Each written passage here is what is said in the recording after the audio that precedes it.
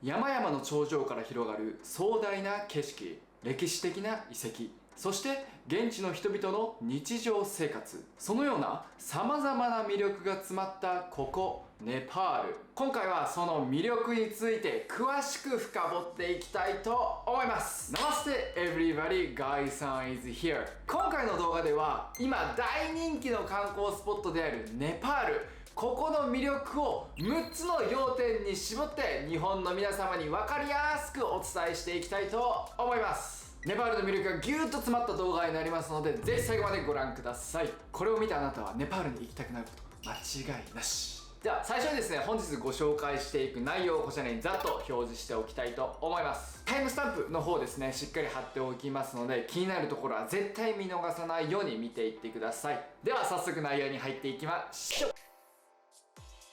ではまずネパールの魅力6選。1つ目は何といっても壮大で美しい自然美です。ネパールの山岳地帯や自然景観は圧巻の美しさで、エベレストやアンナプルナ山などの有名な山々が数多く存在しています。ちなみにエベレストのことをサガルマータと言い、世界最高峰のエベレストを含む雄大なヒマラヤ山脈を仰ぎ見るサガルマーター国際公園は世界遺産としても登録されています。世界の屋根とも称されるヒマラヤ山脈、全世界の登山家たちが目指す地でもあり、その雄大な地を一歩一歩踏みしめるたびにあなたも至福の癒しに包まれることでしょ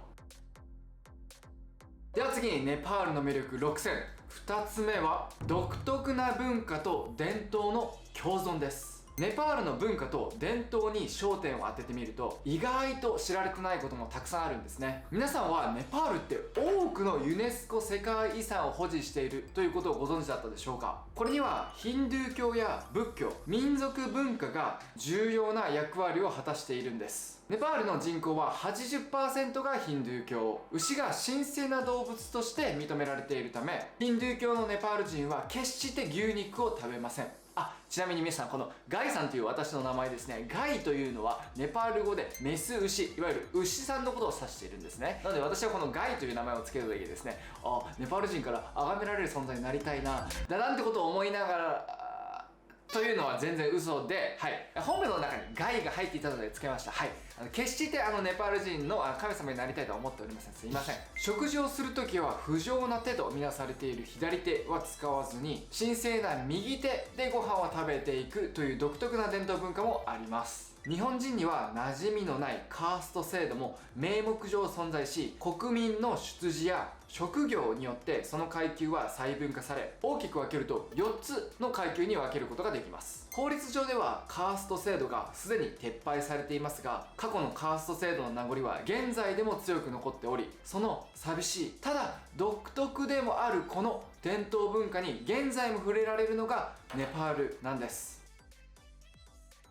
続いてネパールの魅力6選。3つ目は神聖な寺院と数々のお祭りです。ネパールでは神聖な寺院や重要なお祭りごとが多く存在しています。パシュパティナート寺院やソワヤンブナートといった有名な寺院に加えて、ダサインやバイシャーキなどのお祭りは観光には欠かせないんですね。ダサインは月の動きに合わせて15日間行われるので、最終日は必ず満月になるという神秘的なお祭りごとになっています。満月といえばですね、私がお付き合いしているめちゃめちゃ美人なネパール人彼女、この方と私が出会ったのは満月の夜でした。このネパールの魅力を伝える動画で自分ののろけ話をするガイさん、すいませんでした。お話は戻りまして、この数々の寺院やお祭りごと、これらを目的に観光客がたくさん来るっていったことも大きな要因になっているんです。またカトマンズにあるシバ神を祀るネパール最大のヒンドゥー教寺院パシュパティナートは、夜景がとにかく美しい世界遺産の一つで、生と死が共存し輪廻を感じることができる世界で唯一の場所とも言えるかもしれません。空港からタクシーを使えばすぐのところに観光スポットがある、これもネパールの大きな魅力の一つです。では次にネパールの魅力6選。4つ目はとにかく美味しいご当地料理と数々の独特なお茶文化です。ネパールのとにかく美味しいお茶と料理の文化はネパールに来る上でとにかく知っておいていただきたい一つになります。私も1週間2週間といっただけで 2,3 キロ太って帰ってくるほどですね、もう病みつきになるネパール料理。代表的な料理といえばダルバートやモモ、そしてチャイなどになります。またカトマンズやポカラで楽しめるお茶文化についても今からサクッとご説明していきたいと思います。まずネパールで食事カナといえばダルバートのことで、朝晩の1日2食ダルバートを食べるのが基本なんです。ワンプレートに盛り付けられた日本でいう定食みたいなもので、たくさんの盛り付けが一つのプレートにまとまっています。それに加えて軽食カジャとして代表的なものがモモでございます。日本の餃子や小籠包にそっくりな形をしていて、中に鶏肉や野菜などのお好みの具材を包んで蒸し上げるんです。これが本当に美味しい。そして何といっても欠かせないのがチャイ、お茶ですね。チャイはここネパールが本場で、朝昼晩で飲まれるほど非常に日常的にお茶を楽しんでいる国になります。日本の皆さんもぜひネパール本場のマサラチャイで体の調子を整えてみてはどうでしょうか。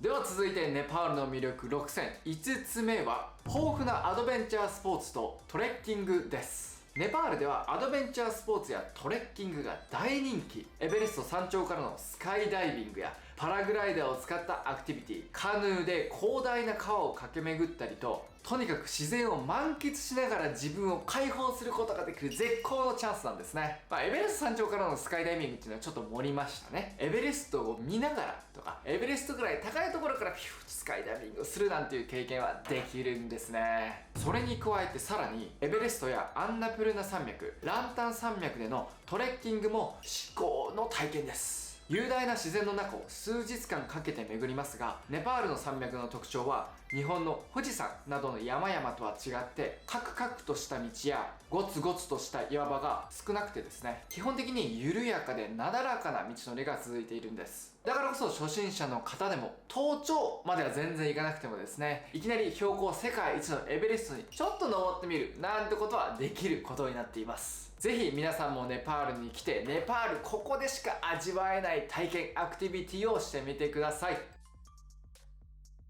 ではネパールの魅力最後、こちらは優しい人々とゲストハウスの文化です。最後に私が何と言ってもご紹介したいのは、やはりネパール人の誰をも温かく包み込んでくれる優しさ、いつでも観光客を迎え入れてくれるゲストハウスがたくさんあることなんですね。ここネパールでは観光業が盛んなことから、ホスピタリティという観点からも最高のおもてなしをしてくれます。ゲストハウスでの宿泊体験やコミュニケーションの重要さなどについてもお話ししていきますね。まずネパール人は何よりも助け合いの心が根付いています。そしてみんながとてもフレンドリーであって、素朴で人懐っこい子たちもとっても多いんですね。これは本当に年齢関わらずです。子供から大人まで、外国人だからといってとか性別とか年齢に関わらずですね、誰をも平等に話しかけてくれる、そんな温かい人たちがたくさんいます。この誰をも受け入れてくれる包容力が何と言ってもすごい。少し余談なんですけども、この温かいネパール人たちはですね、どんな困難な状況に置かれていたとしても比較的楽観的に物事を考えて強く生きています。2015年にマグニチュード7を超える大震災が発生しました。しかしそこでも買い占めなども行われず、暴動なども一切発生せずに、助け合いの精神によりこの困難を乗り越えてですね、世界各国から称賛の声を浴びた国になります。そんな方々がおもてなしをしてくれる国、皆さんも行きたいと思いませんか？ではそのゲストハウスってどんなものなんだろうということをご紹介していきたいと思います。まず肝心な価格については、本当にこれは今ですね、都市化がどんどん進んでいてネパールでもピンキリなんですけども、基本的には日本円で500円から1000円ぐらいあれば全然泊まれる国になっています。本当に2000円ぐらい払えばもうホテルっていった感じの綺麗なところ、500円1000円ぐらいだったらゲストハウス、いわゆるなんかより生活感に溢れたといった部屋でしょうか。もう500円から2000円で泊まれたらだいぶ激安ですよね。それでどのゲストハウスもね、非常に居心地がいいんですよ。なぜかわからない。本当にスタッフも親切丁寧で、定期的に清掃もしっかりされているので清潔さがしっかり保たれています。なんでここで私がスタッフが親切丁寧と言ったかとですね、私ネパールおそらく今5回ぐらい行ったんですかね。毎回行くたびに起こしていること、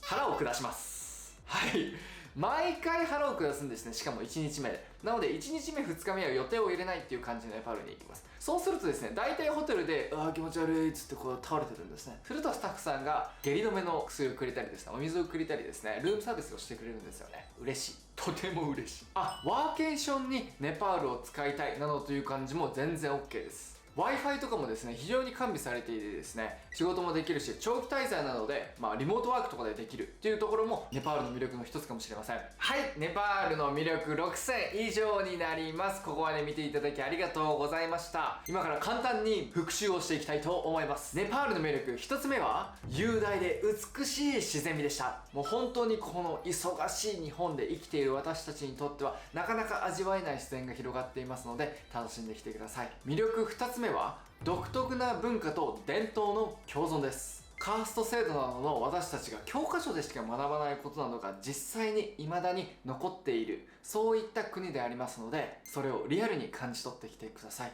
ネパールの魅力3つ目は、神聖な寺院と数々のお祭りでした。お祭りとかはですね、もうこの日にありますよっていうのは決まっていますので、旅行に行く前にぜひこの日に行こうっていうのを決めて行ってみてください。ネパールの魅力4つ目は、とにかく美味しいご飯とお茶でした。もう本当に 1,2 週間行っただけで 2,3 キロ太ってしまう国や美味しい料理がたくさんありますので、皆さんそこだけはお気をつけて自分の体とですね、しっかりコミュニケーションをとって美味しいものを食べてきてください。ネパールの魅力5つ目は、世界でここだけでしか味わえないアドベンチャースポーツやトレッキングなどの豊富なアクティビティでした。もう本当にネパールに行くとトレッキング姿で来る観光客がたくさんいますので、ぜひ皆さんも、ネパールの山々は比較的緩やかとは言ったんですけども、半袖半パンなのでですね、行くことだけは絶対にやめてくださいね。しっかりと装備をつけて安全に行ってきてください。ネパールの魅力最後6つ目は、温かく優しいネパール人と私たちを迎え入れてくれる居心地のいいゲストハウスでした。価格や Wi-Fi、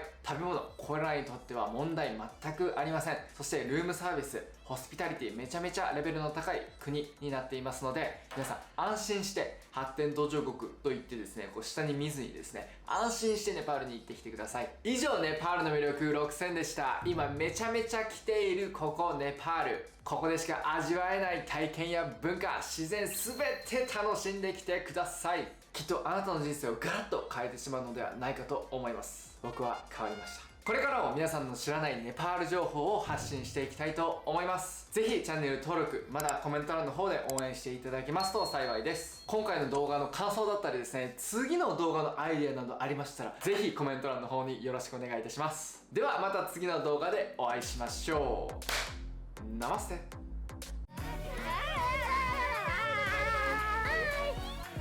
And please subscribe